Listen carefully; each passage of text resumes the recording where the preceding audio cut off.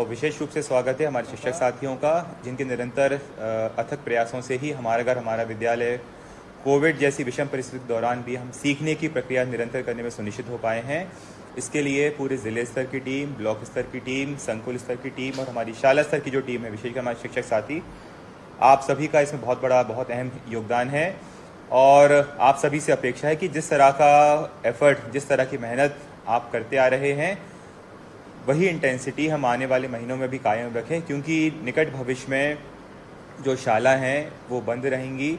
अभी उनके खुलने के बारे में किसी तिथि का विनिश्चय नहीं हुआ है, लेकिन शाला बंद होने से हमारे सीखने सिखाने की प्रक्रिया ना बाधित हो, ये हम सबको सुनिश्चित करना है।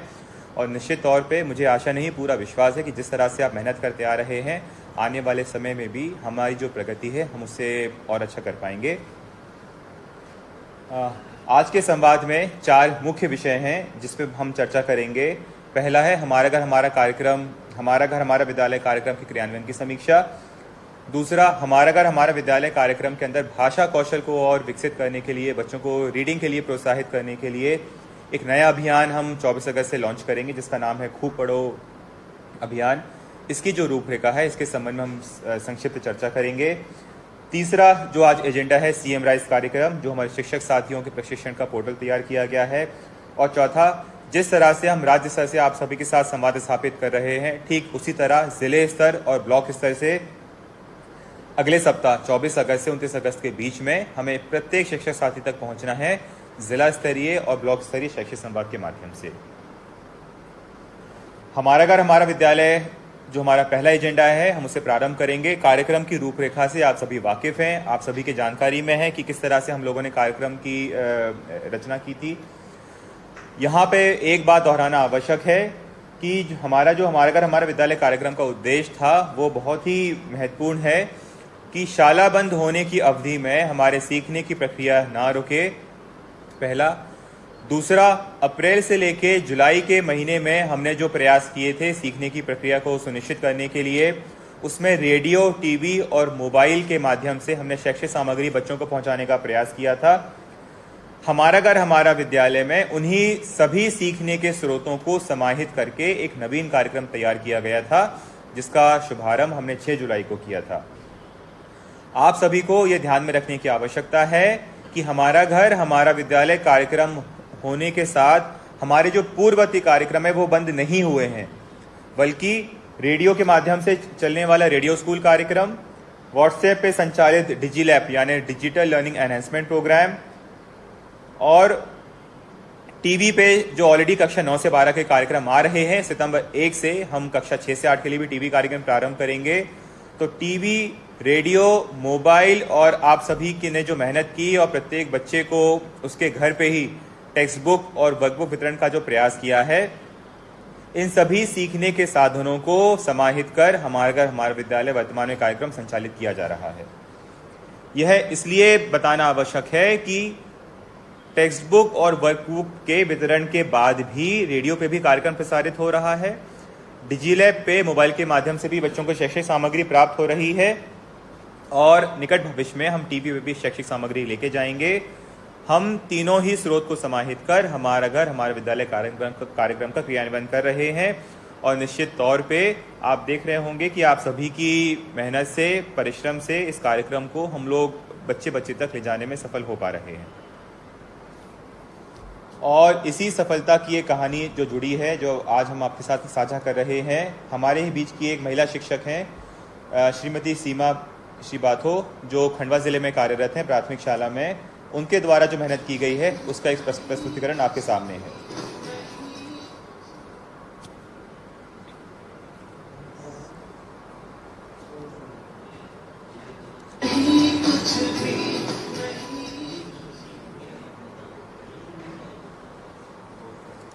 इसमें आगे क्यों नहीं आ रही है बात? आगे का क्यों नहीं आ रहा? क्या करूँ? राइट ऑडियो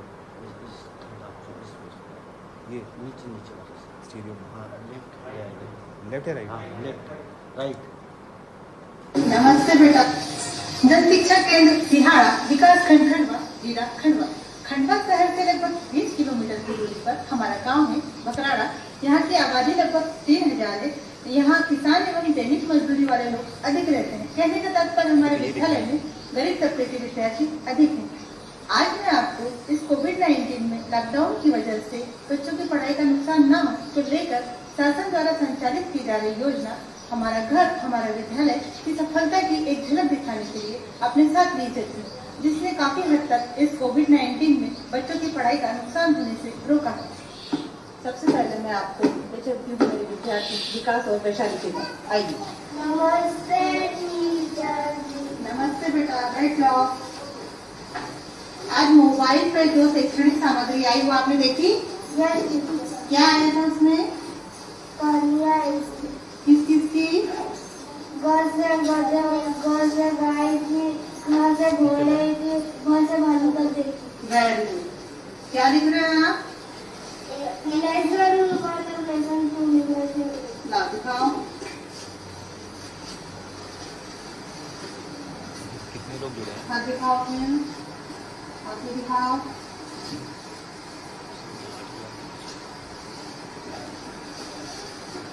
विशाल, बहुत सुंदर राइटिंग है तुम्हारी ना, बहुत सुंदर लिखा है। कहानी में गाय को क्या पसंद था? गधे को गोभी। हाँ, और गाय ने गधे को क्या कहा था? पूछकर गोभी दे दो। हाँ, गधे का जब पेट भर जाता था तो गधा क्या करता था? गाना गाता था। और गाना गाने की वजह से क्या हुआ फिर उसको? मार पड़ी। तो आइए अब हम चलते हैं हमारे दूसरे विद्यार्थी के यहाँ, मोहित पन्नालाल और रितेश के यहाँ, जो कक्षा 4th और 6th में। नमस्ते बेटा, बैठो। रितेश, मोबाइल में जो लेसन आते हैं वो आप देखते हो बेटा? Very good. रेडियो में से देखते हो? रेडियो में क्या आया था? बताओ। आपने पोएम सुनी थी ये वाली? मैं बात बोलती हूँ, आप लोग भी साथ में बोलना, ठीक है? मेरे साथ साथ दोहराना।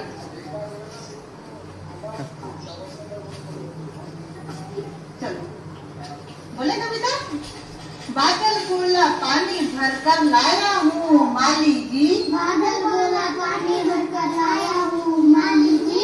कलियों से फूलों से कह दो मैं आया हूँ माली जी। कलियों से फूलों से कह दो मैं आया हूँ माली जी। वेरी गुड, है ना? मैं अब आपको मेरा अपने विद्यार्थी कहानी देती हूँ, राधिका से।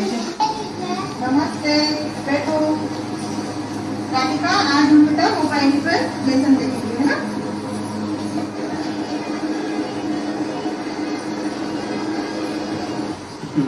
बेटा राधिका, अभी अपन ने मोबाइल में क्या देखा?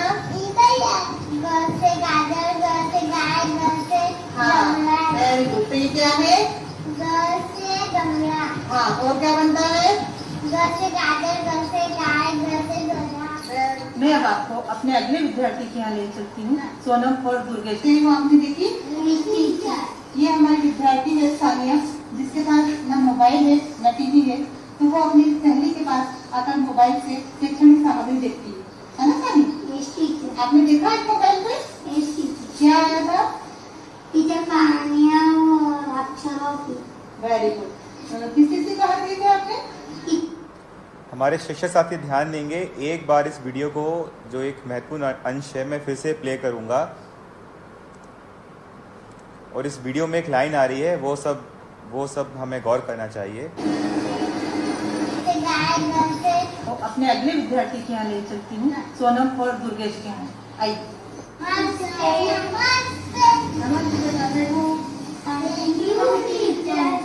आज मोबाइल पे जो शैक्षणिक सामग्री है वो आपने देखी? ये हमारी विद्यार्थी है सानिया।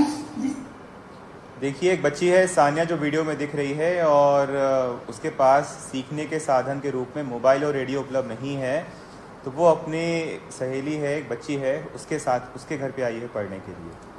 न मोबाइल है न टीवी है, तो वो अपनी सहेली के पास आकर मोबाइल से शैक्षणिक सामग्री देखती है ना सानी? आपने देखा है मोबाइल पे? क्या आया था? टीचर कहानियाँ और अक्षरों की। Very good. किस किस की कहानी देखी आपने? टीचर भाग।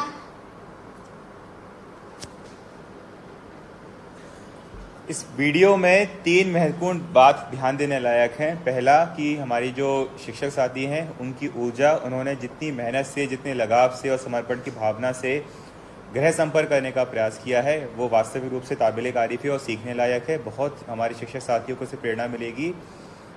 दूसरा, आपने देखा कि वो एक घर में गए हैं लेकिन वहाँ पे बैठे जो बच्चे हैं 2 और 3 हैं। इसका मतलब ये, जो दूसरी बात हमें इस वीडियो से सीखनी चाहिए कि ऐसे हमारे बहुत सारे बच्चे हैं जिनके पास सीखने के साधन नहीं हैं। तो वो बच्चे जिनके पास सीखने के साधन हैं उनके घरों में आ सकते हैं, वहाँ पे बैठ के अपनी पढ़ाई कर सकते हैं, व्हाट्सएप वीडियो देख सकते हैं और रेडियो पे अपने कार्यक्रम का प्रसारण भी सुन सकते हैं।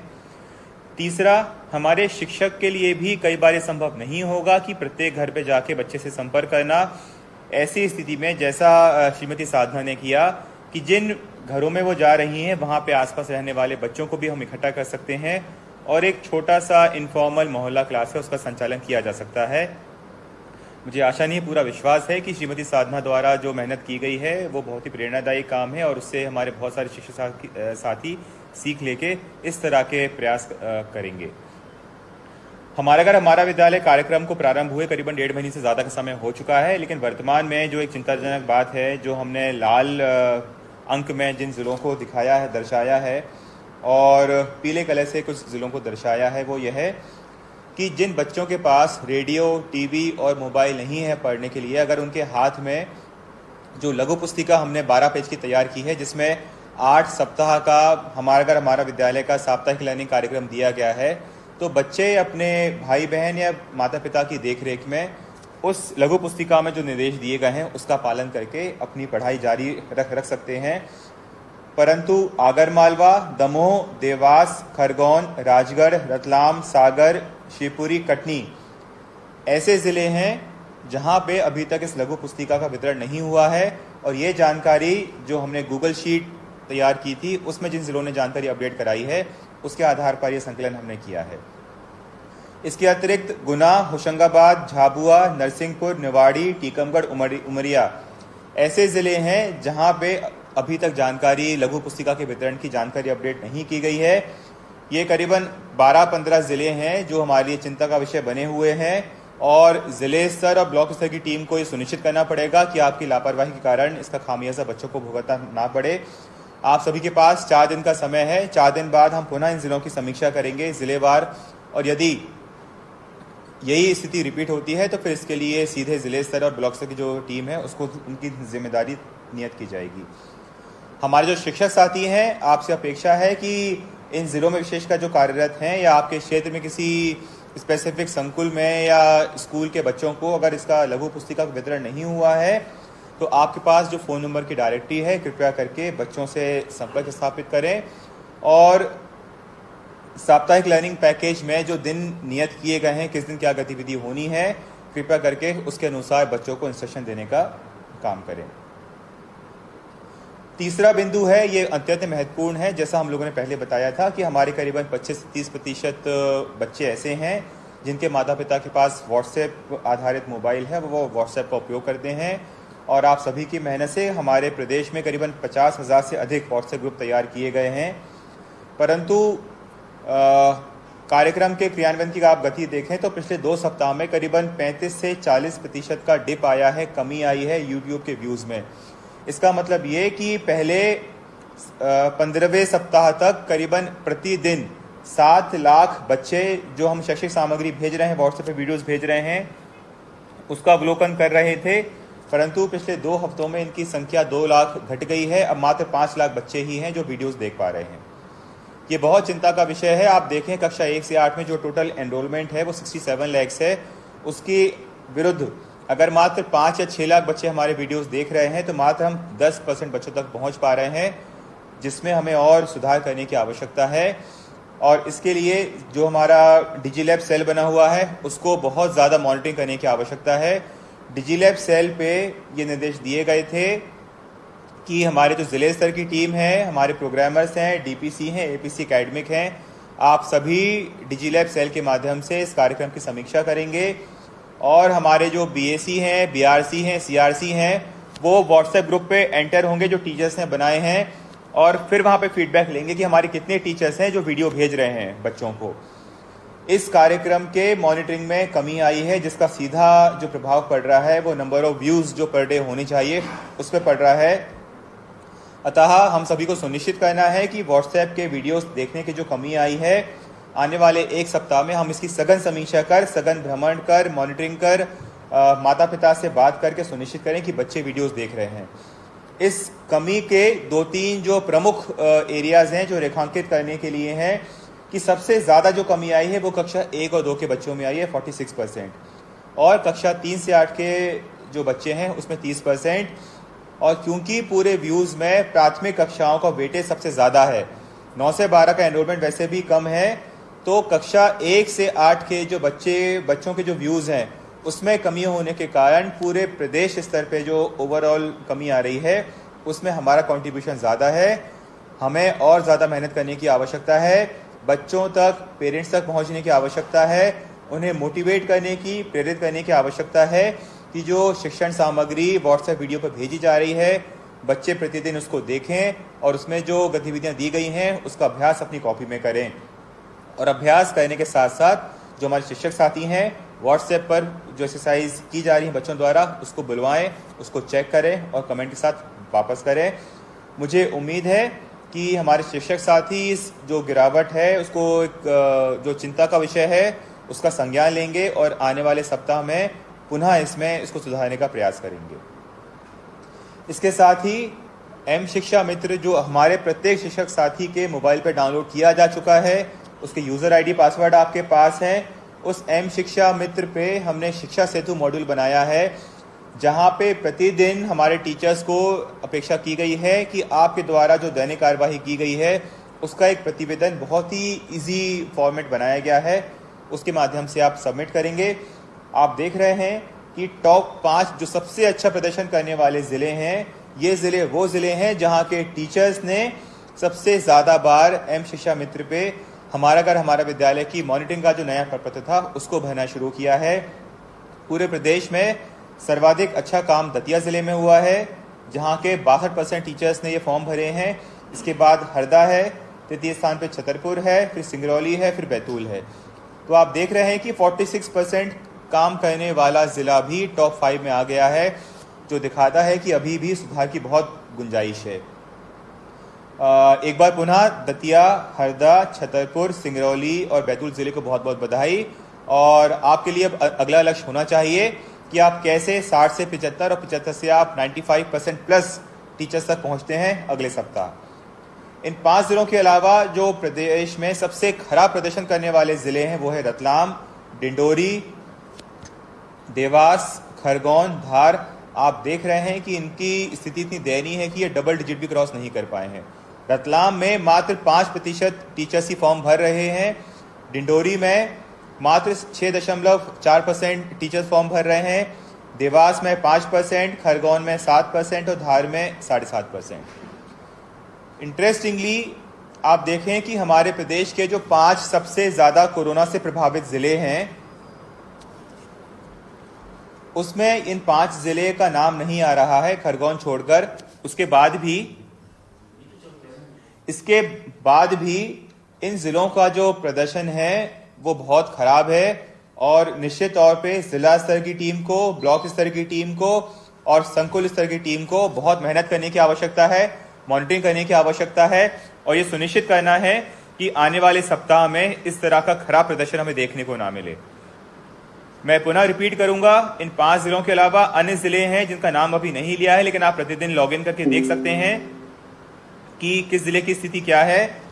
सभी डीपीसी को, एपीसी एकेडमिक को, प्रोग्रामर्स को, बीआरसी, बीएससी, सीएससी आप सभी को यह सुनिश्चित करना है कि टीचर्स प्रतिदिन शायद उनको दिए गए हैं उसका निर्वहन करें और एम शिक्षा मित्र पे जो प्रविष्टि की जानी है वो प्रतिदिन प्रविष्टि करें। जो नया मॉड्यूल बनाया गया है उसमें राज्य स्तर पर बैठ के हम प्रत्येक ज़िले का, प्रत्येक ब्लॉक की कार्यवाही देख सकते हैं। उसी तरह से जो ज़िले स्तर की टीम है वो प्रत्येक ब्लॉक स्तर की, संकुल स्तर की, शाला स्तर की टीम देख सकती है। और इस ट्रैकिंग में यह भी संभव है कि किस टीचर ने फॉर्म नहीं भरा है। तो हमारे शिक्षक साथी जो इस कार्यक्रम को सुन रहे हैं या बाद में इसको देखेंगे, कृपया करके ये भूल जाएं कि जस्ट बिकॉज हमारे प्राथमिक और माध्यमिक शालाओं में शिक्षकों की संख्या 2 लाख से ज़्यादा है, 2,70,000 है, तो हम आपको देख नहीं पा रहे हैं या आपके काम की मॉनिटरिंग नहीं कर पा रहे हैं। जिस तरह से ये मॉड्यूल बनाया गया है, जिस तरह से हमने इस कार्यक्रम की मॉनिटरिंग की फॉर्मेट बनाया है, अब कोई भी शिक्षक अदृश्य नहीं है। हम इस सॉफ्टवेयर का उपयोग करके प्रत्येक शिक्षक द्वारा क्या कार्य किया जा रहा है इसकी मॉनिटरिंग कर सकते हैं। और अगले सप्ताह से आपके जो डीपीसी हैं, आपके जो जिला शिक्षा अधिकारी हैं, वो देख सकेंगे कि ऐसे कितने शिक्षक हैं जिन्होंने कार्यक्रम के प्रारंभ होने से आज दिनांक तक एक भी फॉर्म नहीं भरा है। तो अगर हमें शिक्षकों को लगता है कि हमारी संख्या इतनी ज्यादा होने से हमारी मॉनिटरिंग नहीं हो पाएगी या हमारी नामवार मॉनिटरिंग नहीं हो पाएगी, कृपया करके इस भ्रम में ना रहें। सॉफ्टवेयर के माध्यम से हम प्रत्येक शिक्षक तक पहुंच सकते हैं, उनके द्वारा क्या जानकारी भरी जा रही है वो हम देख सकते हैं। एम शिक्षा मित्र में जो मॉड्यूल बनाया गया है उसमें ऑलरेडी प्रत्येक दिन हमारे 80,000 टीचर्स तक रिपोर्ट करने लगे हैं। परंतु चिंता उन शिक्षकों की है जो बिल्कुल भी या तो मौके पे नहीं जा रहे हैं, या बच्चों से गृह संपर्क नहीं कर रहे हैं, या बच्चों से फोन नहीं कर रहे हैं, और इतना कार्य करने के बाद भी या काम कर रहे हैं तो एम शिक्षा मित्र पे रिपोर्ट्स अपडेट नहीं कर रहे हैं। हमारे जो जिले स्तर की टीम है, आपका दायित्व है कि प्रत्येक दिन आपके जिले का जो एजुकेशन पोर्टल पे जो डिटेल्स हैं उस पर ड्रिल डाउन करिए और शालावार मॉनिटरिंग स्टार्ट करिए। और यही दायित्व हमारे CACs का होना चाहिए कि आपके पास मात्र 18 से 20 स्कूल बचे हैं, तो 18 से 20 स्कूल की मॉनिटरिंग करना बहुत मुश्किल काम नहीं है। और विशेषकर इन स्कूल्स में से अगर आप उन स्कूल की संख्या हटा देंगे जो प्रत्येक दिन जानकारी भर रहे हैं, तो आपका जो आंकड़ा है वो करीबन 10 या 12 स्कूल पे आएगा। तो आपको अपनी पूरी ऊर्जा उन स्कूल्स पे लगानी है, उन टीचर्स पे लगानी है जो रिपोर्ट नहीं कर रहे हैं, जो कार्य नहीं कर रहे हैं। क्योंकि ये थोड़ा सा मुश्किल समय है, थोड़ा सा अलग तरह का समय है, संभवतः हमारे शिक्षक साथियों को मैदानी स्तर पे कुछ कठिनाइयां का महसूस कर रहे होंगे। हमने कुछ प्रमुख चीजें हैं जो आपसे हमने फीडबैक लिया था, हमारी टीम आपको फोन करती है, उस पर फीडबैक जो प्राप्त होता है उस फीडबैक के माध्यम से हमने कुछ 5-6 बिंदु चिन्हित किए हैं और आपको एक सुझाव देने का प्रयास किया है कि आप जो समस्या फेस कर रहे हैं उसका क्या सॉल्यूशन निकाला जा सकता है आपके स्थानीय स्तर पे। पहला है कि हमारे बहुत सारे शिक्षक साथी हैं जहां उनकी पदस्थापना है उस वार्ड में, उस ग्राम में वो नहीं रहते, उनका घर कहीं दूर है और आने जाने की दिक्कत होती है। यह बात सही है, परंतु आप देखेंगे 2 दिन पहले गृह विभाग ने एक नया निर्देश जारी किया है जहां पे पब्लिक ट्रांसपोर्टेशन को खोल दिया है और उसमें उपयोग लिखा गया है कि मास्क का उपयोग करके जो पब्लिक ट्रांसपोर्ट के साधन हैं उनका उपयोग करके शाला तक हम पहुंच सकते हैं। अगर प्रतिदिन संभव नहीं हो, प्रयास करें कि सप्ताह में कम से कम एक बार जरूर बच्चों से संपर्क करें। जैसा मैंने आपको पहले भी कई बार कहा है और आप भी स्वयं समझते होंगे कि हम टीवी, रेडियो, किताब या मोबाइल हम कितना भी उपयोग कर लें, एक टीचर को हम किसी भी तरह से रिप्लेस नहीं कर सकते हैं। ये जो सीखने के अतिरिक्त संसाधन हैं ये मात्र सहायक हैं, लेकिन किसी भी तरह से टीचर को ये टीचर का रूप नहीं ले सकते हैं। इसीलिए आपसे अपेक्षा है जब आप गृह संपर्क करेंगे तब जाके बच्चे जो पढ़ रहे हैं उसमें उनके मन में एक अच्छी समझ विकसित हो पाएगी विषय वस्तु की। इसीलिए बार बार गृह संपर्क पे जोर दिया जा रहा है। और जैसा मैंने पहले भी बताया, विशेषकर आदिवासी बाहुल्य क्षेत्रों में जहां पर फलिए, टोले, मजरे दूर दूर होने से बच्चों के घर दूर दूर होते हैं, तो प्रयास करिए कि आप कुछ ऐसे सार्वजनिक स्थान चिन्हित कर लें या ऐसे बच्चों के घर चिन्हित कर लें जहां पे ओटला है या आंगन है, जहां पे बड़ी जगह है, जहां पे आप 5-7 बच्चों को एकत्रित कर सकते हैं, ताकि आपको भी हर घर जाने की आवश्यकता ना पड़े। आप अपने सप्ताह में 2 या 3 दिन नियत कर लें ताकि पता पड़े, बच्चों को पता रहे, उनके माँ बाप को पता रहे कि आज हमारे शिक्षक सर या मैडम आएंगे, इस घर में आएंगे, इतने बजे आएंगे, तो हम अपने बच्चों को वहां पे भेज सकें, ताकि गृह संपर्क के माध्यम से फेस टू फेस जो इंटरेक्शन होता है, जो जीवंत संपर्क होता है, उसके माध्यम से बच्चों को आप मार्गदर्शन दे सकें। गृह संपर्क के साथ साथ फोन करने वाला तो काम ऐसा है जो आप प्रत्येक दिन अपने घर पे ही बैठ के कर सकते हैं, परंतु अभी भी बहुत सारे साथी इसका उपयोग नहीं कर रहे हैं, जो बहुत चिंता का विषय है। और बार बार बोलने के बाद भी अगर इसमें सुधार नहीं होगा तो निश्चित तौर पे फिर हमें ऐसे लापरवाह अधिकारियों पे कार्रवाई करनी पड़ेगी। दूसरा जो सबसे इम्पोर्टेंट है, जो आपने वीडियो में भी देखा होगा कि जो हमारी महिला शिक्षक थी, जब उन्होंने गृह संपर्क किया तो उन्होंने मास्क पहना हुआ था, बच्चों से सुरक्षित दूरी मेंटेन की हुई थी और बार बार सैनिटाइजर का उपयोग कर रहे थे और बच्चों को भी सैनिटाइजर उन्होंने दिया था। इन सभी कोविड से संक्रमण को रोकने के लिए जो स्वास्थ्य सुरक्षा का प्रोटोकॉल जारी किया गया है, कृपया करके उसका पालन करें और सुनिश्चित करें उन पालन करने के बाद ही आप गृह संपर्क करें। और गृह संपर्क करने में आपने देखा था कि वीडियोस में जो बच्चे बैठे थे आसपास उनके माता पिता भी खड़े थे, तो माता पिता से भी निरंतर हमारा संवाद स्थापित हो, यह भी हमें सुनिश्चित करना है। एक डाउट हमारे शिक्षक साथियों ने और रेस किया था कि कक्षा 1 में, क्योंकि बच्चे पहली बार न प्रवेशी बच्चे हैं, उनका एंडलाइन नहीं हुआ है, तो हम उनके बच्चों को सीखने के समूह कैसे बनाएं। तो इसमें जो ध्यान देने योग्य बात यह है कि वर्तमान में हमारा जो दक्षता उन्नयन कार्यक्रम है वो कक्षा 3 से लेकर 8 तक संचालित हो रहा है, जहां पे हम गणित और भाषा यानी गणित और हिंदी पे की मूलभूत दक्षताओं पे हासिल करने पे जोर दे रहे हैं।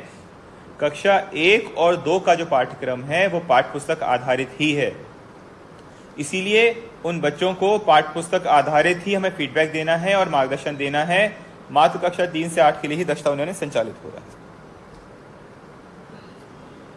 जो अगली चुनौती ये बहुत ही व्यवहारिक है, जिसका संज्ञान हमने लिया है कि हमारे स्कूल्स में आने वाले बच्चों के जो माता पिता हैं, कई बार वो अकादमिक रूप से दक्ष नहीं हैं कि बच्चों को पढ़ाई में मदद कर सकें। इसके लिए एक सुझाव ये हम लोगों ने सोचा है, प्रस्तावित कर रहे हैं कि हम लोग घर को अगर इकाई ना माने तो हम छोटे एक मोहल्ले को, मजरे को, टोले को हम इकाई मान सकते हैं, जहां पे हम 5-6 बच्चों को इकट्ठा करके और उनको फिर हम लोग एक छोटी सी क्लास संचालित कर सकते हैं, ताकि बच्चों को टीचर के मार्गदर्शन में पढ़ाई लिखाई करवा सकें। दूसरा यह भी महत्वपूर्ण है कि यह संभावना हो सकती है कि माता पिता पढ़े लिखे ना हो, परंतु उसके साथ ही यह प्रबल संभावना भी ज्यादा रहेगी उस घर में कोई ना कोई बड़ा बच्चा होगा जो पढ़ा लिखा होगा या जो ऑलरेडी स्कूल जा रहा होगा।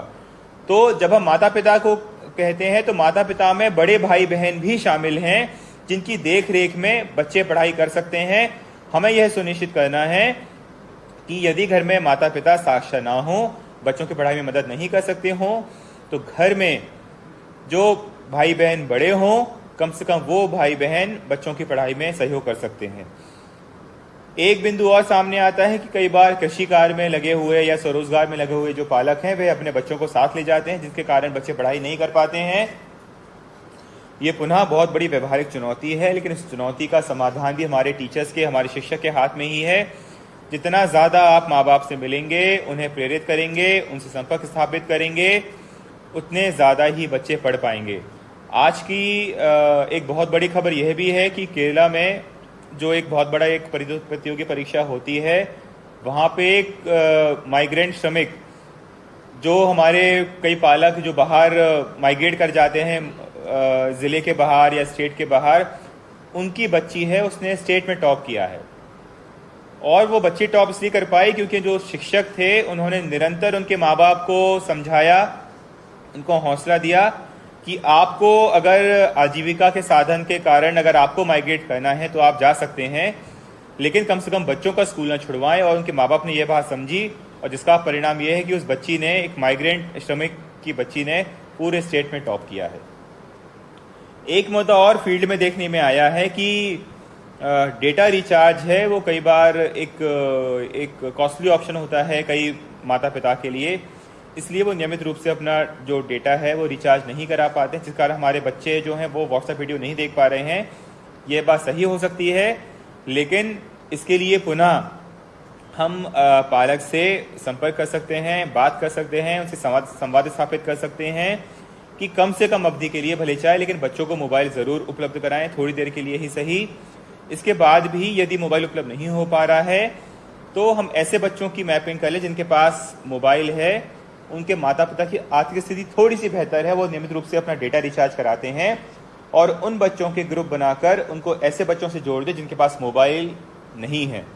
तो इस तरह से थोड़ा सा अगर हम स्थानीय स्तर पे बेहतर प्लानिंग कर लेंगे तो स्थानीय स्तर पे जो एक बच्चे के पास जो संसाधन उपलब्ध है वो संसाधन अन्य बच्चों के साथ भी साझा किए जा सकते हैं, ताकि बच्चों की जो पढ़ाई का नुकसान है वो कम से कम हो। इस कार्यक्रम को संचालित हुए हमारा विद्यालय कार्यक्रम को संचालित हुए करीबन 1.5 महीने से ज्यादा का समय हो गया है।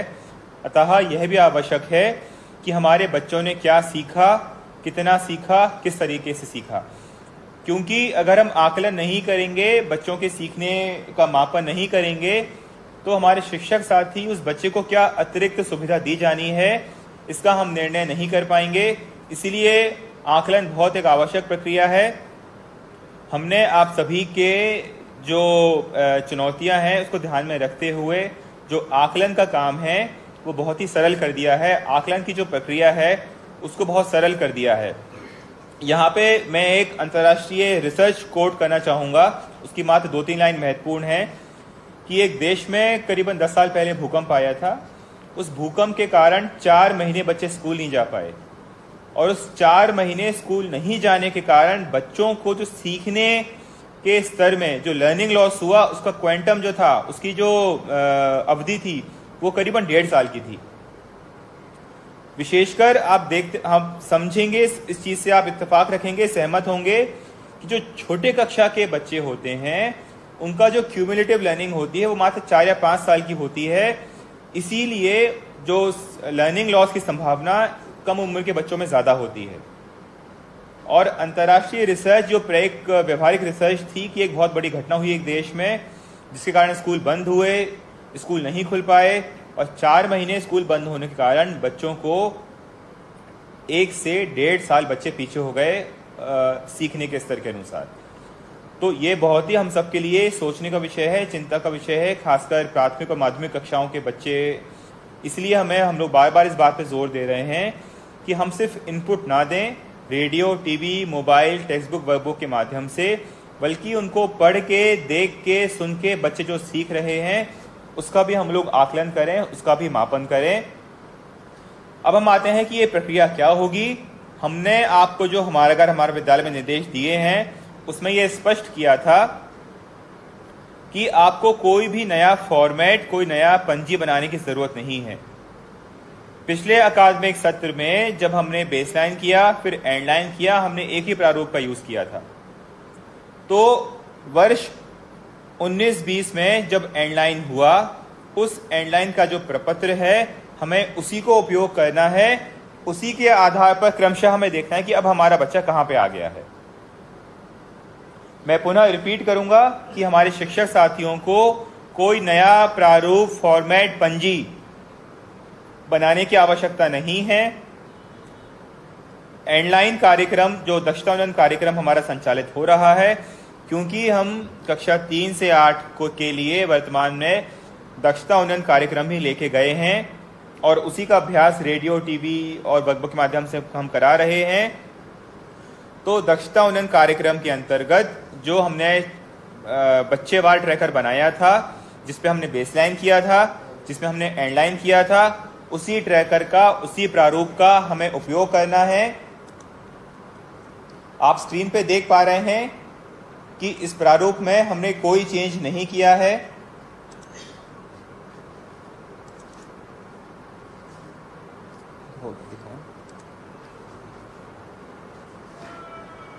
और आप देख रहे हैं ये एग्जैक्टली सब वही चीज है जो हमने पहले से दी हुई है, दक्षता उन्नयन की ट्रैकिंग के लिए फॉर्मेट।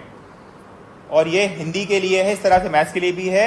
आप देख रहे हैं कि जब आपने ट्रैकर पहले भरा होगा तो आपने यहाँ पे बच्चे का नाम लिखा होगा, यहाँ पे उसकी कक्षा लिखी होगी, और यहाँ पे अलग अलग जो बच्चे ने जो उच्चतम दक्षताएं जो हासिल कर ली हैं उस पर आपने क्लिक किया होगा। उदाहरण के लिए अगर बेस लाइन के समय बच्चा अक्षर के स्तर पे था और एंड लाइन के समय अगर बच्चा मात्रा के स्तर पे पहुंच गया है, तो मात्रा का जो स्तर है वो 18-19 का एंड लाइन का स्तर था। और ये एंडलाइन अब हमारे इस अकादमिक सत्र का बेसलाइन बन जाएगा और हमें फिर आगे के कॉलम में बच्चों की प्रविष्टि करनी है। लेकिन ध्यानपूर्वक यह भी देखना है कि जब आप पहली बार बच्चे का असेसमेंट करेंगे, जब पहली बार आप चेक करेंगे, तो यह भी सुनिश्चित कर लें कि स्कूल बंद होने के कारण बच्चा वापस क्या मात्रा से अक्षर पे तो नहीं आ गया है। ये बहुत महत्वपूर्ण पहलू है और ये तभी संभव हो पाएगा जब आप बच्चे को आराम से बिठाएंगे, गृह संपर्क करेंगे और जो आपके पास टूल उपलब्ध है उसका उपयोग करके आप चेक करेंगे कि बच्चे का वर्तमान में सीखने का स्तर क्या है। और जो निर्देश हमने जारी किए हैं, कल निर्देश आपको नए सिरे से जारी हो गए हैं, उसमें स्पष्ट किया है कि जो आकलन की कार्यवाही है ये सतत रूप से चलती रहेगी और 1 महीने में 2 बार आपको बच्चे के गृह संपर्क जब आप करेंगे तो आपको ये मापन करना है कि बच्चा है वो किस तरह से प्रगति कर रहा है।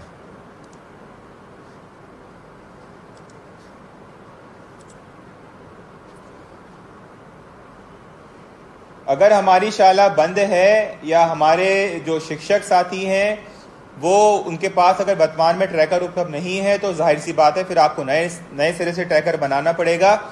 लेकिन जिन साथी के पास ट्रैकर उपलब्ध है, अगर आपके स्कूल्स में रखा है, कृपया करके अपना स्कूल खुलवाएं, उसकी फोटोकॉपी कराएं और उसको तत्काल रूप से उसका प्रारंभ करना आप उसको उपयोग शुरू कर दें।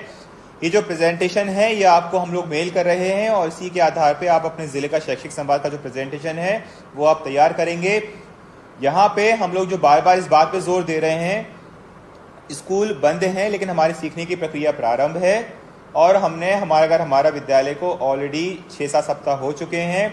अब हमें ये समझ बनाना ज़रूरी है कि इस कार्यक्रम का किस तरह का लाभ है जो हम बच्चों तक पहुँचा पा रहे हैं। इसीलिए हमें बच्चों का जो असेसमेंट है, जो मूल्यांकन है वो प्रारंभ कर देना चाहिए और ये मूल्यांकन भी हमें चाइल्ड वाइज यानी बच्चे वार हमें प्रारंभ कर देना चाहिए। यदि किसी शिक्षक साथी के पास पुराना ट्रैकर उपलब्ध नहीं है तो जाहिर सी बात है आपको नए सिरे से ट्रैकर बनाना पड़ेगा और ट्रैकर भरने के जो निर्देश हैं वो बहुत स्पष्ट हैं कि वर्तमान में जो बच्चे का सीखने का स्तर है आप उसका आकलन कर लें। उसके आकलन के उपरांत बच्चों को अंकुर, तरुण और उमंग समूह में आपको 3 समूह में बच्चों को विभाजित करना पड़ेगा और हर 15 दिन में बच्चों को ट्रैक करना पड़ेगा कि क्या बच्चा अंकुर से तरुण में आया है, तरुण से उमंग में आया है। इस तरह से आपको बच्चों को निरंतर ट्रैक करना पड़ेगा, उन्हें मार्गदर्शन देने की आवश्यकता पड़ेगी। और ट्रैकर भरने का जो एक सबसे साधारण और सरल नियम है वो ये है कि उस ट्रैकर में जितनी भी सीखने के स्तर दिए गए हैं, जो उच्चतम स्तर होगा उस पर आपको टिक करना है, एक सही का निशान लगाना है लाल पेन से और डेट लिखनी है ताकि आप ट्रैक कर सकें कि क्या बच्चा 7 दिन में या 15 दिन में या 20 दिन में एक समूह से दूसरे समूह में प्रगति कर रहा है।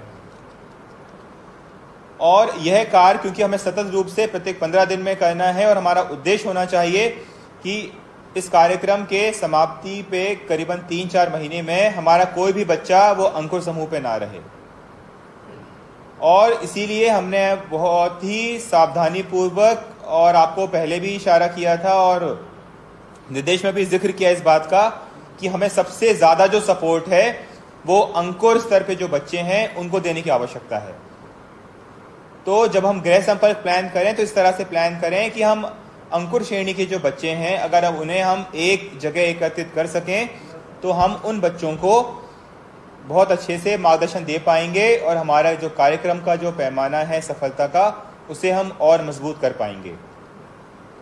आकलन की जो दूसरी प्रक्रिया है, जो गृह संपर्क जो आप करेंगे, इसके साथ साथ जिन बच्चों के पास व्हाट्सएप है, हमारे बहुत सारे शिक्षक साथी व्हाट्सएप का बहुत अच्छा उपयोग कर रहे हैं, कृपया करके वो कंटिन्यू रखें, वो सुनिश्चित करें कि व्हाट्सएप के माध्यम से बच्चे जो अभ्यास कर रहे हैं, जो गतिविधि कर रहे हैं, अपनी कॉपी पे उसका फोटो आपको भेजें और आप उसको जांच करके बच्चों को कमेंट्स दें।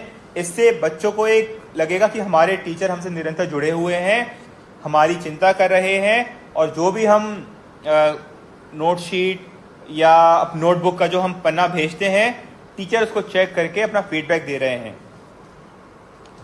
इसके साथ ही जल्दी ही हम लोग व्हाट्सएप के माध्यम से एक असेसमेंट का एक अलग से कार्यक्रम प्रारंभ करेंगे, जहां पे जिन बच्चों के पास व्हाट्सएप उपलब्ध है उन बच्चों के पास एक क्वेश्चन जाएगा क्विज के रूप में, बच्चे उसका आंसर हल करेंगे और फिर हम शालावार, टीचरवार और स्कूलवार आकलन कर पाएंगे कि बच्चों को जो सीखने का सुधार है, सीखने की प्रगति है, वो किस तरह से, उसमें ट्रेंड क्या है, वो किस तरीके से हम उसमें सफल हो पा रहे हैं। तो इस तरह से हमारा पहला जो चरण है, पहला एजेंडा बिंदु है, वो समाप्त होता है हमारा विद्यालय का। मैं पुनः रिपीट करूंगा, दोहराना चाहूंगा कि जो 3-4 अहम बिंदु जो हमें ध्यान देने की आवश्यकता है कि निश्चित तौर पे इस कार्यक्रम की सफलता का श्रेय हमारे टीचर्स को जाता है। हमारे बीएससी, सीआरसी, हमारे ब्लॉक स्तर की टीम, आप सभी ने निश्चित तौर पे बहुत मेहनत की है इस कार्यक्रम को सफल बनाने में, परंतु क्योंकि अभी स्कूल्स हाल फिलहाल नहीं खुल रहे हैं, इसीलिए हमें इन प्रयासों को निरंतर रखने की आवश्यकता है। दूसरा बिंदु, गृह संपर्क, बच्चों से संपर्क करना बहुत ही आवश्यक है। बच्चे क्या सीख रहे हैं इसका आकलन करने के लिए नियमित रूप से ट्रैकर भरा जाए। और चौथा बिंदु, एम शिक्षा मित्र पे जो शिक्षा सेतु का मॉड्यूल बनाया गया है, प्रत्येक दिन टीचर उसमें जानकारी भरें और हमारे जिले स्तर की टीम, ब्लॉक स्तर की टीम और संकुल स्तर की जो टीम है, आपका ये दायित्व है कि अब आप शालावार और शिक्षकवार जो मॉनिटरिंग है वो शुरू कर सकें। ऐसा कोई भी डेटा नहीं है जिसके लिए आपको भोपाल या राष्ट्रीय शिक्षा केंद्र पर निर्भर रहना पड़े। एजुकेशन पोर्टल पे लिंक बना दिए गए हैं जहां पे आप शालावार और टीचरवार तक पहुंच सकते हैं। अब हम इस शैक्षिक संवाद के दूसरे चरण में आए हैं, खूब पढ़ो अभियान। यहाँ पे जो पढ़ो शब्द है वो दो तरह से हमने परिभाषित करने का प्रयास किया है। पढ़ो से मतलब है जो निरंतर पढ़ाई बच्चे करते हैं हर विषय की, उससे, और दूसरा पढ़ो का मतलब है रीडिंग, यानी कि जब तक के बच्चे में भाषा का कौशल विकसित नहीं होगा तब तक बच्चों को अन्य विषय समझने में काफी दिक्कतें आएंगी।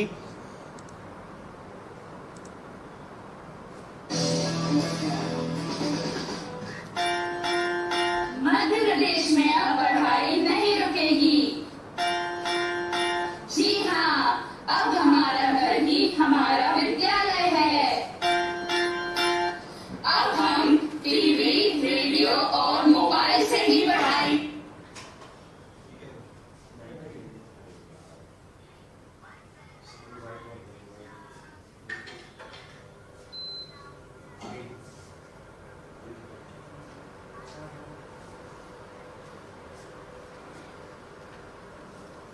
पॉज कर दें इसको इसका चल रहा है, लाइव हो गया, रिज्यूम। टीम की वजह से अस्थायी तौर पर बंद शालाएं नियमित रूप से खुल ना जाएं, तब तक बच्चे अपने घर पर ही समुदाय, शाला प्रबंध समिति, पालक, अभिभावक एवं शिक्षक साथियों की मदद से पढ़ाई जारी रखेंगे।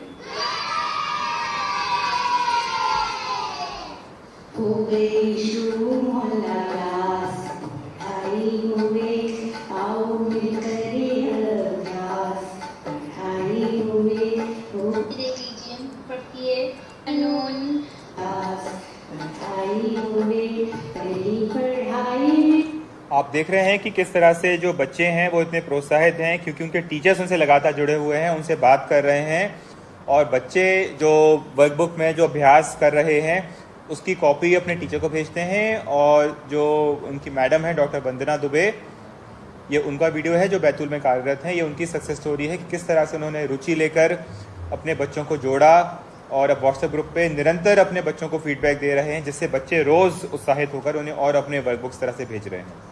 आप देख रहे हैं कि एक कमेंट भी दिया गया है, सिर्फ वापस नहीं किया गया है। इस सिंपल से शब्द से, एक साधारण से छोटे से शब्द से बच्चों का जो मोटिवेशन लेवल है वो बहुत बढ़ता है और बच्चे प्रोत्साहित होते हैं लगातार पढ़ने के लिए। ये एक महत्वपूर्ण बात है, इसलिए मैं पुनः वीडियो को रोका है कि किस तरह से जो शिक्षक साथी हैं वो स्थानीय संसाधनों का उपयोग कर अपना एक नेटवर्क है वो बढ़ा रहे हैं। उनके पास हर घर में पहुंचने के लिए बहुत ही व्यवहारिक कठिनाइयाँ थीं, इसलिए उन्होंने बहुत ही समझदारी का परिचय देते हुए घर में जो बड़े बच्चे हैं उनको इस कार्यक्रम से जोड़ा, और जो बड़ी बहन है वो अपनी छोटी बहन को पढ़ा रही है। इस तरह का जो प्रयास है अन्य शिक्षक भी कर सकते हैं। आफ्टरनून। मैं इकरा की बड़ी बहन हूँ और मैं उसे रोज पढ़ाती हूँ और मैं 9th क्लास में पढ़ती हूँ और इकरा 7th क्लास में पढ़ती है। हम दोनों कन्याशाला स्कूल में पढ़ते हैं और आपने जो वीडियो भेजा था उससे मैंने इसे पढ़ाया है। ये देख लीजिए, ये विलोम शब्द हैं और इधर पीछे साइड पर्यायवाची शब्द भी हैं जो कि इकरा को मैंने पढ़ाया है। और आप जो वीडियो भेजती है वो इकरा को पढ़ाती है, मैं आपके पास फोटो भिजवा देती हूँ और इसे मैं रोज पढ़ने के लिए याद दिलाती हूँ। और नमस्ते मैम। तो आप देख रहे हैं कि हमारी एक और महिला शिक्षक श्रीमती साधना दुबे जी ने कितनी मेहनत की, कितना अच्छा काम किया और अपने व्यक्तिगत प्रयासों से भी माता पिता के साथ साथ घर में जो बड़े भाई बहन हैं उनको भी जोड़ने का प्रयास किया।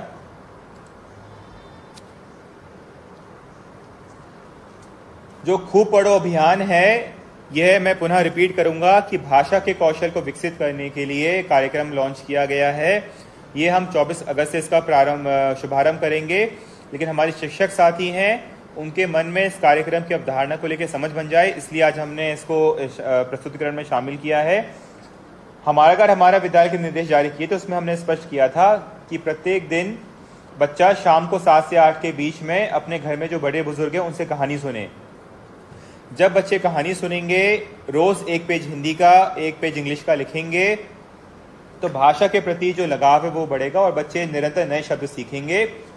उसी कार्यक्रम को समाहित करते हुए, उन्हीं निर्देश को समाहित करते हुए एक अलग से कार्यक्रम हम लोगों ने प्रारंभ किया है, खूब पढ़ो अभियान, जो जोर देता है बच्चे के भाषा कौशल विकसित करने पे, जिसके लिए घर में जो माता पिता हैं या बड़े भाई बहन हैं उनकी देखरेख में ये 4 गतिविधि हैं जो संपन्न कराई जा सकती हैं। पहला है सुनना बोलना। भाषा का जो सबसे सशक्त माध्यम है सीखने का वो सुनना बोलना है। बच्चे भाषा जितना सुनकर सीख पाते हैं उतना पढ़ के नहीं सीख पाते हैं, इसीलिए हमने जोर दिया था कि प्रत्येक दिन घर में जो बड़े बुजुर्ग हैं उनसे बच्चे नए कहानी सुने, उनके अनुभव सुने। ये सुनने से, और जब माँ बाप उनसे कहेंगे कि जो बेटा आपने सुना है वो दोहराओ, तो बच्चे एक अटेंशन होके सुनेंगे, फोकस होके सुनेंगे और जब वो दोहराने का प्रयास करेंगे तो निश्चित तौर पे बच्चों की जो याददाश्त है वो भी तेज होगी। इसके साथ ही जब बच्चे अपने से बड़ी उम्र के लोगों से बात करेंगे तो उनकी जो शब्दावली है, जो नए शब्द माता पिता या दादा दादी नाना नानी बोलते हैं, तो वो नए शब्द बच्चे सीखेंगे तो बच्चों का जो वोकैबुलरी है, जो शब्दकोश है वो भी बढ़ेगा।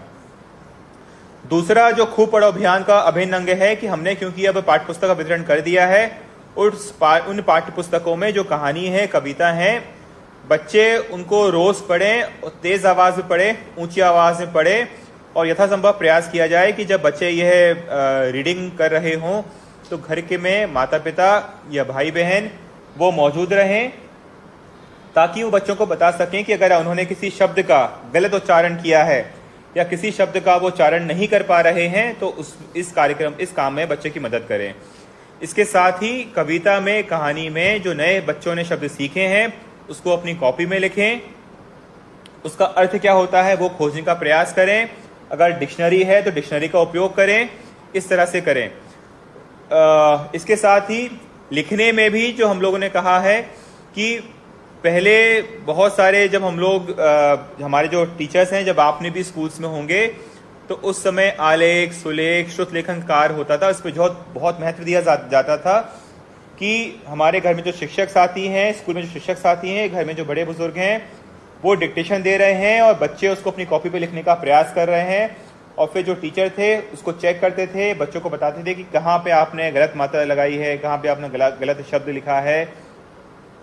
तो ये सब जो भाषा के कौशल के सीखने के जो अलग अलग तरीके हैं, इन सभी को समाहित करके हमने खूब पढ़ो अभियान बनाने का प्रयास किया है। और जब शिक्षक साथी बच्चों से गृह संपर्क करेंगे आने वाले सप्ताह से, तो ये सुनिश्चित करेंगे कि खूब पढ़ो अभियान में हमें भाषा के कौशल सीखने पे बहुत ज़्यादा जोर देना है। इसके जो विस्तृत निर्देश हैं हमने कल ऑलरेडी जारी कर दिए हैं, एजुकेशन पोर्टल पे पत्र है वो अपलोड किया जा चुका है। आपको सुनिश्चित करना है कि जो भाषा सीखने की जो अलग अलग स्तर होते हैं, सुनना, बोलना, पढ़ना, लिखना, इन तीनों का ही उपयोग कर हमारे बच्चे भाषा के कौशल को तेजी से सीख सकें।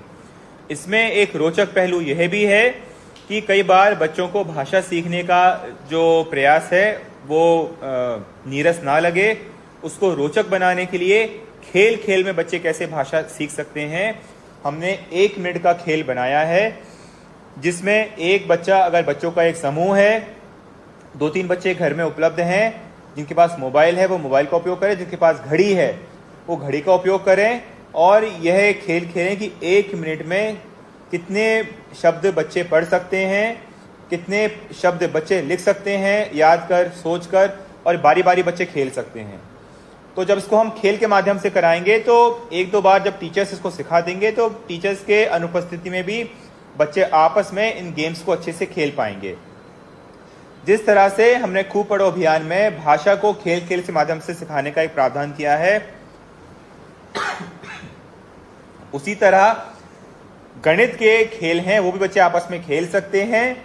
गणित का आप देखेंगे नैस का एक प्रमुख लर्निंग आउटकम था जिसमें बच्चे अच्छा परफॉर्म नहीं कर पा रहे थे नैस के दौरान, वो था आकृति, ज्योमेट्री की समझ, पैटर्न की समझ। तो इसको हमने चिन्हित किया है, और जिस तरह से हम हिंदी में हमने गेम्स डिजाइन किए हैं, घर पे जो स्थानीय संसाधन उपलब्ध हैं, थाली है, कटोरी है, फल है, सब्जी है, खिड़की का आकार, दरवाजे का आकार, इस तरह से अलग अलग आकृति बच्चे पहचान कर सकते हैं और बच्चे आपस में इस तरह से गणित के खेल भी खेल सकते हैं।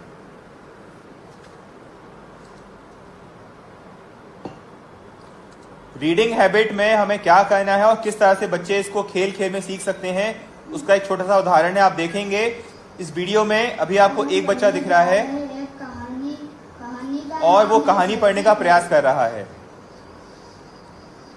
जंगल में सबसे अच्छा घर था खरगोश का, जितना प्यारा खरगोश उतना ही प्यारा घर।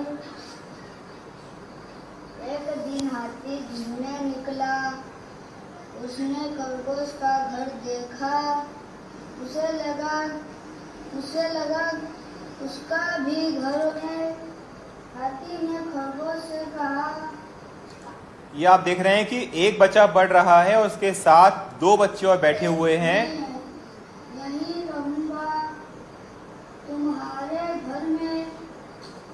तो इस तरह के जो रीड अलाउड यानी जोर जोर से पढ़ने की जो आदत है वो बच्चे विकसित कर सकते हैं, और अगर एक से ज्यादा बच्चा होगा तो ये जो गतिविधि है ये सामूहिक रूप से की जा सकती है। और यहीं पे अगर बच्चे खेल खेल में मोबाइल या घड़ी लेके बैठेंगे तो जो 1 मिनट का गेम है वो भी बच्चे बहुत अच्छे से खेल सकते हैं। तो ये वीडियो मात्र आपको दिखाने का प्रयास था कि इस तरह से गतिविधि है वो व्यवहारिक तौर पे एक घर में, परिवार में या मोहल्ला क्लास में इसका इस तरह से आयोजन किया जा सकता है। वो सुन लाता हुआ आगे बढ़ गया।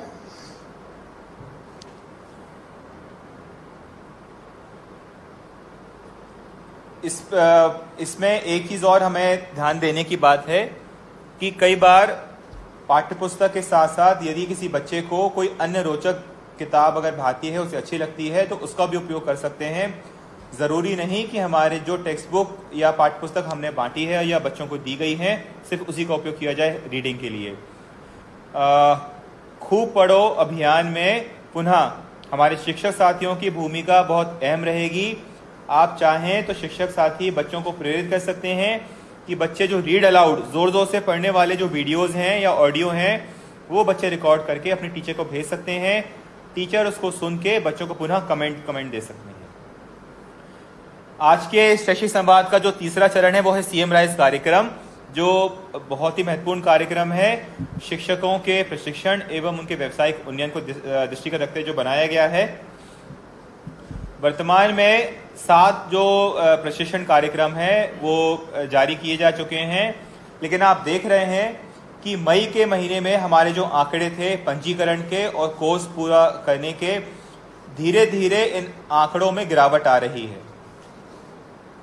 और जैसा हमने पहले भी आपको इंगित किया है कि हमारे लिए आंकड़े इतने महत्वपूर्ण नहीं हैं जितना महत्वपूर्ण है कि इस तरह के जो बहुत अच्छे और सोच समझ के साथ जो कोर्सेज डिजाइन किए गए हैं, शिक्षक की भूमिका, प्रभावी शिक्षण का आधार, दूरस्थ शिक्षण, हमारा घर हमारा विद्यालय का परिचय, छात्रों और पालकों से गुणवत्तापूर्ण बातचीत, शिक्षकों और पालकों की साझेदारी, इतने सोच समझ के जो कोर्स विकसित किए गए हैं, धीरे धीरे इनका जो पंजीकरण है वो कम होता जा रहा है और कोर्स पूर्ण करने की जो गति है वो और कम होती जा रही है।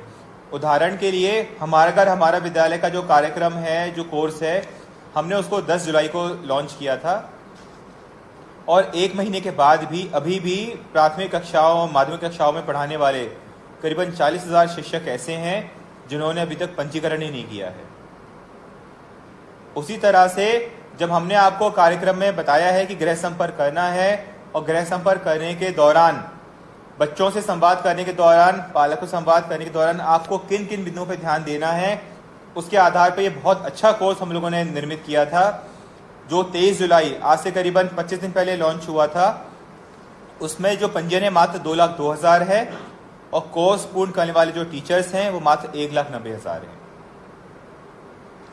और कोविड के दौरान क्योंकि अभी शाला नहीं खुलनी है, बहुत लंबे समय तक बच्चों को माता पिता या बड़े भाई बहन की देखरेख में भी अपनी पढ़ाई जारी करेंगे।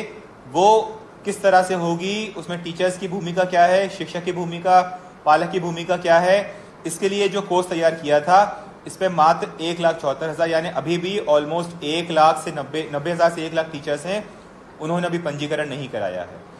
यह चिंता का विषय इसलिए है क्योंकि हमारा जोर आंकड़ों पे नहीं है, परंतु टीचर्स के लिए जो ट्रेनिंग मॉड्यूल बनाए गए हैं, अगर टीचर्स इसका उपयोग नहीं करेंगे तो फिर ये हमारी कहीं ना कहीं विफलता दर्शाता है कि हमने इतना अच्छा ऑनलाइन प्रशिक्षण कार्यक्रम तैयार किया है, शिक्षकों की सीखने की गति उनकी सुविधा को देकर कि जब उनके पास खाली समय हो तब इन कोर्सेज का वो उपयोग कर सकते हैं। इसके बाद भी अभी भी धीरे धीरे ये जो गैप है वो बढ़ता जा रहा है।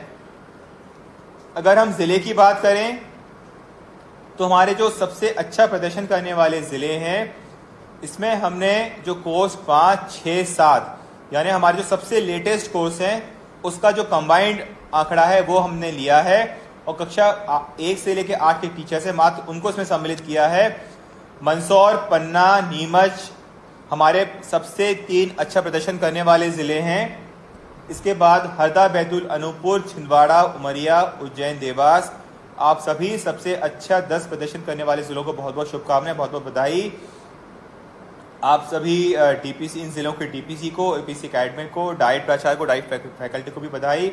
अब आपको सुनिश्चित करना है कि यह जो मेहनत है ये जारी रहे और आपका अगला लक्ष्य जो हो 90 से 90% हो।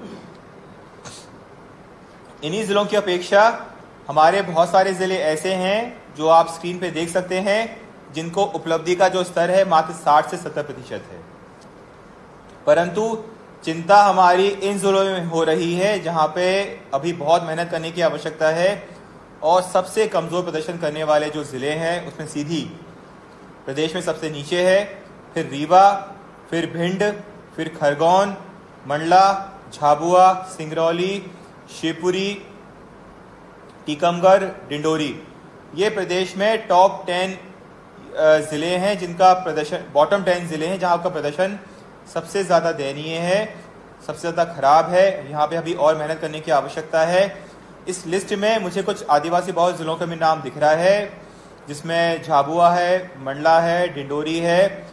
यहाँ इन जिलों के डाइट और डीपीसीज को ये निर्देश दिया जा रहा है कि आप एसी ट्राइबल के साथ बैठिए। आदिवासी विकास विभाग के जो जिले स्तर के अधिकारी हैं, एसी ट्राइबल हैं या ब्लॉक स्तर के जो बीओ हैं, उनके साथ बैठिए और उनको बताइए कि ट्राइबल विभाग के भी इंस्ट्रक्शंस जारी हो चुके हैं।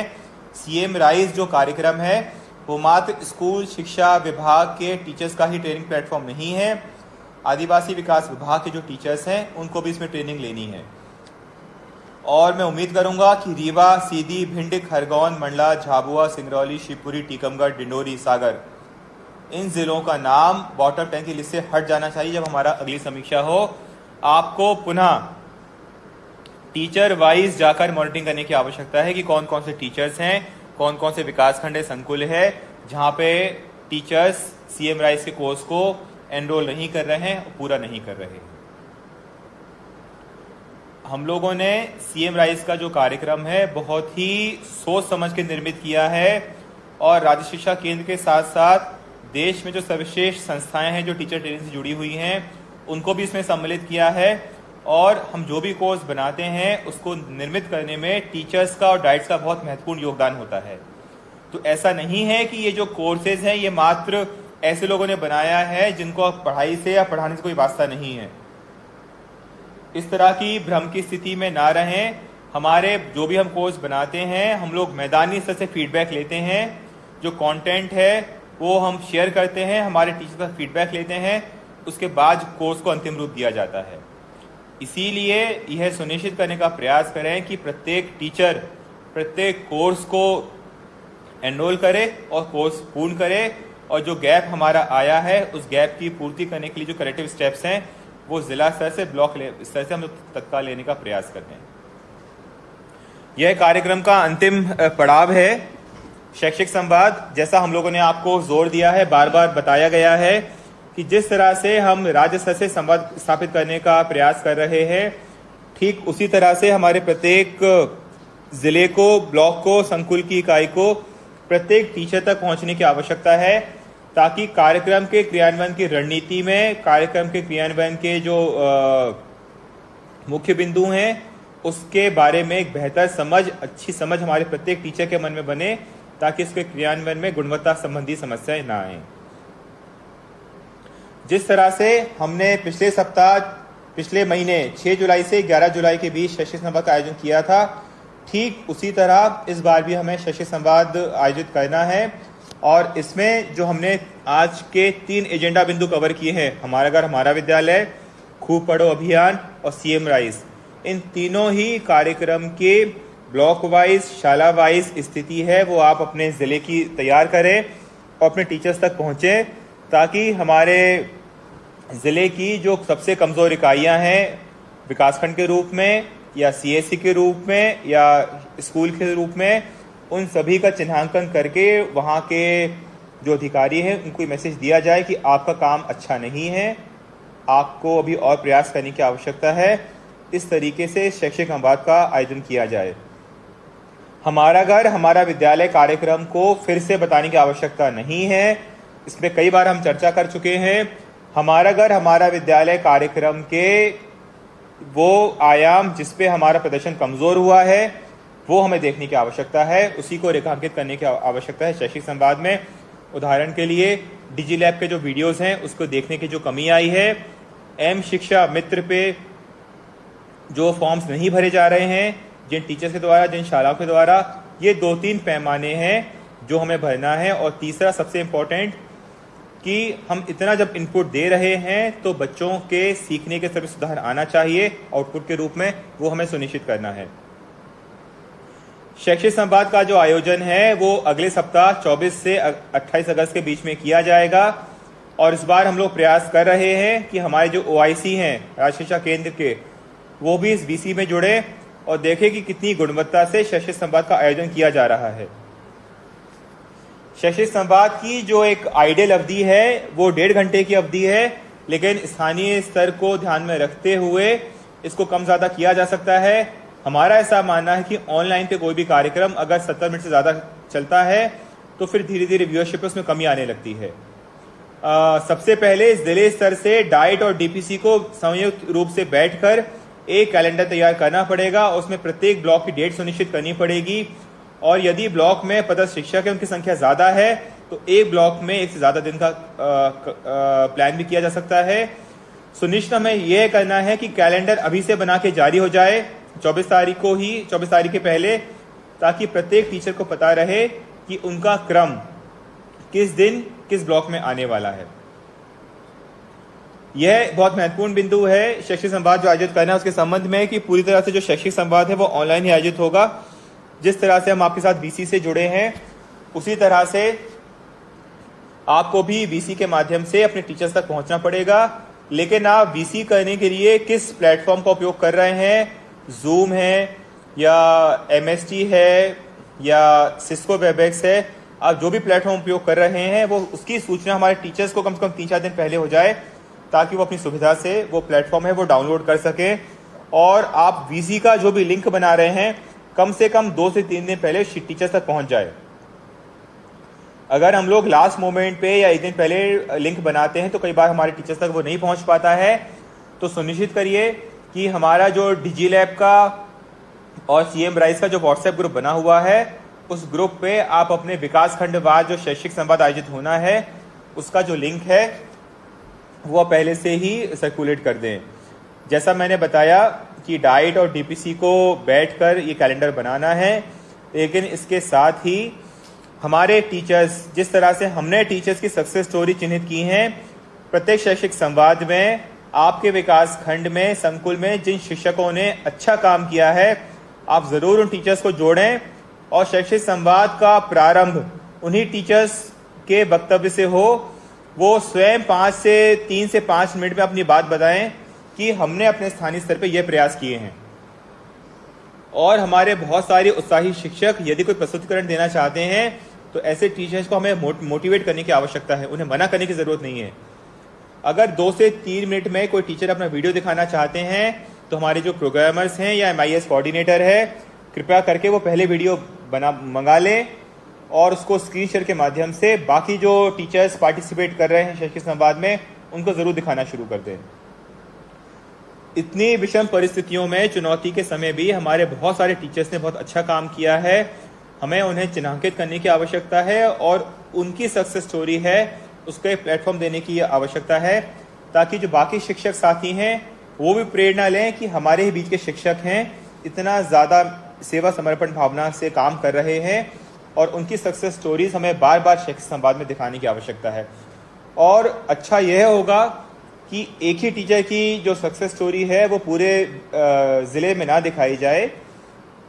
प्रत्येक विकास खंड में हमारे शिक्षक जिन्होंने अच्छा काम किया है, जिनको राजशिक्षा केंद्र ने या तो सर्टिफिकेट दिया है या DPCDO ने अपने स्तर से कोई सर्टिफिकेट दिया है, ऐसे टीचर्स को प्राथमिकता के रूप में चिन्हित करके उनकी सक्सेस स्टोरी जरूर दिखाई जाए। जो प्रेजेंटेशन हमने अभी आपके साथ साझा कर रहे हैं इसको और छोटा करके हम आपको बताएंगे। इसी प्रेजेंटेशन को अपने ज़िले की जो परिस्थिति है उसके आधार पर आप चिन्हित कर लें और सुनिश्चित करें कि जो स्थानीय जो आपके लो परफॉर्मिंग यूनिट्स हैं BRC के रूप में, BSc के रूप में, CSc के रूप में, उनका ज़रूर उल्लेख हो ताकि वो जो हमारे अधिकारी हैं जो लापरवाही कर रहे हैं, अच्छा काम नहीं कर रहे हैं, उन तक ये बात पहुंचनी चाहिए कि आपकी भी मॉनिटरिंग अब हो रही है। ये एक उदाहरण के लिए टाइम टेबल बनाया गया है कि किस तरीके से आप शैक्षिक संवाद अपना आयोजित कर सकते हैं।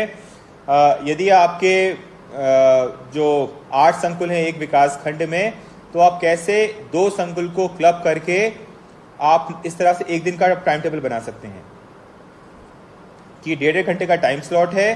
पहले टाइम स्लॉट में हम संकुल 1, संकुल 2 के शिक्षकों को लेंगे। BRC और डाइट की जो फैकल्टी है वो मॉडरेटर का काम करेगी। यदि किसी टीचर के कोई प्रश्न आते हैं, कोई सुझाव है, उसको मॉडरेट करने का काम करेगी। फिर संकुल 2 और 3, इस तरह से 8 संकुल का जो डिस्ट्रीब्यूशन है हमने 4 बैचेस में बना दिया है।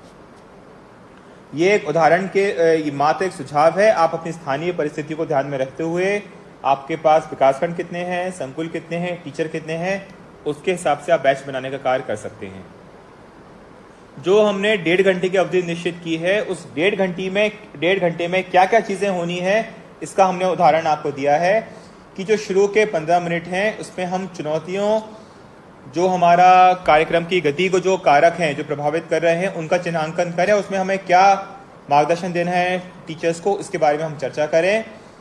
30 मिनट जो सीएम राइज कार्यक्रम में हमारा विद्यालय पे जो हमारे 3 कोर्स हमने लॉन्च किए हैं कि बच्चों और पालकों से प्रभावी बातचीत, शिक्षकों और पालकों की साझेदारी, इस पे किस तरह से इन कोर्सेज का हमें उपयोग करना है इस बारे में जानकारी दी जाएगी। और 45 मिनट हमने जो 3 अभी नए कार्यक्रम लॉन्च किए हैं हमारा विद्यालय के अंदर, पहला जो हमारा कंपोनेंट होगा कि कैसे हम विद्यार्थियों जो सीख रहे हैं उसका मापन करें, ट्रैकर को कैसे भरें और बच्चे कैसे अंकुर से तरुण में, तरुण से उमंग में प्रगति कर रहे हैं, इसका हम लोग कैसे जांच करना है। रीडिंग हैबिट विकसित करने के लिए पढ़ना, सुनना, लिखना और भाषा और गणित संबंधी जो शिक्षण खेल हैं यह 3 चीज़ें हैं, सबसे ज़्यादा ध्यान इन्हीं बिंदुओं पे दिया जाना है ताकि हमारे टीचर्स के मन में समझ बन सके कि किस तरह से हमें कार्यक्रम है वो क्रियान्वित करना है। मैं पुनः रिपीट करूंगा कि आज और कल में हमारे ज़िले स्तर की टीम है वो अपना विकासखंड वाइज कैलेंडर बना ले, संकुल वाइज बैचेस बना लें, उनको डेट और टाइम स्लॉट जारी कर दें, वीसी का लिंक बना लें और पर्याप्त समय अवधि का उपयोग करके टीचर्स को पहले से बता दें ताकि टीचर्स को पता रहे तो वो अन्य कार्यों से फ्री रहें और वो 1.5 घंटा पूरी तरह से फोकस्ड और अटेंशन के साथ शैक्षिक संवाद में पार्टिसिपेट करें। तो इस तरह से आज हमने जो 4 बिंदुओं को कवर किया है, हमारा घर हमारा विद्यालय, विशेषकर हमारा घर हमारा विद्यालय के 1.5 महीने बीतने के बाद भी जो कुछ समस्याएं आई हैं, जो कुछ चुनौतियां आई हैं, उनका हम संज्ञान लें और वहाँ पे हमें क्या फॉलोअप कार्यवाही करनी है इसको हम सुनिश्चित कर सकें। दूसरा हमने एजेंडा लिया था कि भाषा की समझ, भाषा के कौशल को विकसित करने के लिए जो खूब पढ़ो अभियान, पढ़ो पे जोर है कि निरंतर पढ़ाई के साथ साथ बच्चे रीडिंग करें, रीडिंग हैबिट डेवलप हो, उसके बारे में हमें क्या रणनीति है, क्या हमें अप्रोच रहेगी, इसके बारे में चर्चा की। सीएम राइज कार्यक्रम जो हमारे शिक्षक साथियों के लिए ऑनलाइन सीखने का एक लर्निंग प्लेटफॉर्म है, वेबसाइट संवर्धन का प्लेटफॉर्म है, उसमें कोर्स दर कोर्स जो गिरावट आ रही है उसको हमें रोकना है और मैं शिक्षक साथियों को मोटिवेट करना है, प्रोत्साहित करना है कि इस पोर्टल का उपयोग करें। जो भी ट्रेनिंग मॉड्यूल हमने लॉन्च किए हैं उसका 100% उपयोग करें।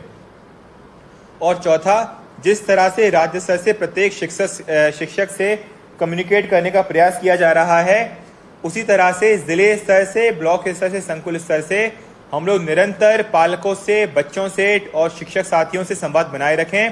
और जो जिले स्तर पे दिनांक 24 अगस्त से 29 अगस्त के बीच में जो शैक्षिक संवाद होना है उसके किस तरह से संकुलवार बैचेस बनाने हैं और समय रहते वो टीचर्स के लिंक शेयर करना है और लगातार उस शैक्षिक संवाद में उन कारकों को चिन्हांकन करना है जो हमारी प्रगति को बाधित कर रहे हैं या संकुल स्तर पे, विकासखंड स्तर पे हमारे जो अधिकारी हैं जिनको और मेहनत करने की आवश्यकता है उनको जरूर टोकना है, उनका जरूर ध्यान आकर्षित करना है कि आपके कम प्रयासों के कारण या आपकी लापरवाही के कारण पूरे जिले की जो प्रगति है वो प्रभावित हो रही है।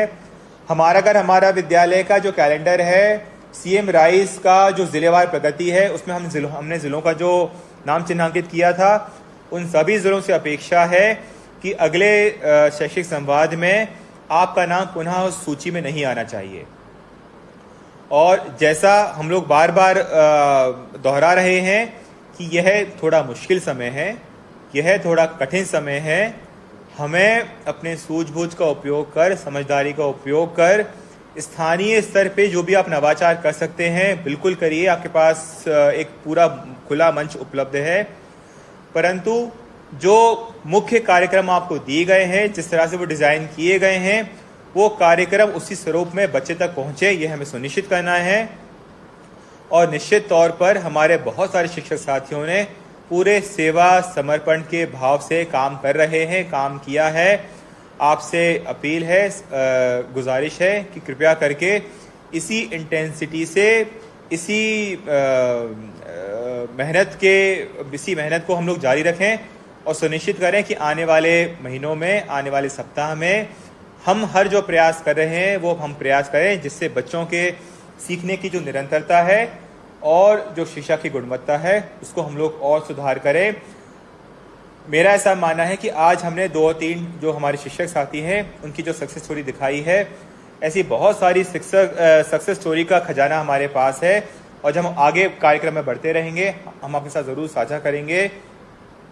मेरा पुनः अंतिम एक विचार है हमारे शिक्षक साथियों से कि बच्चे आपको बहुत विश्वास से, बहुत प्रेम की भावना से आपको देखते हैं, सीखने के लिए बहुत हद तक आप पे निर्भर हैं। इसीलिए टीवी, रेडियो या मोबाइल के माध्यम से जो भी कार्यक्रम संचालित कर रहे हैं उनकी अपनी एक सीमा होती है और शिक्षक साथी है, आपका ये नैतिक दायित्व भी है कि बच्चों से गृह संपर्क करें, बच्चों को मार्गदर्शन दें। इस समय सबसे ज़्यादा अगर किसी को आवश्यकता है बच्चों की, वो अपने शिक्षक साथी की है। कृपया करके उनसे निरंतर और जीवन संपर्क बनाए रखें और कोशिश करिए कि मोबाइल से, गृह संपर्क के माध्यम से आप ज़्यादा से ज़्यादा बच्चों तक पहुँचें ताकि हमारे बच्चों की जो सीखने की गति है वो बनी रहे और शिक्षा की जो गुणवत्ता है वो हम सुनिश्चित कर सकें। थैंक यू, बहुत बहुत धन्यवाद। आप सभी को बहुत बहुत शुभकामनाएं। अपना ध्यान रखिए, सुरक्षित रहिए। धन्यवाद।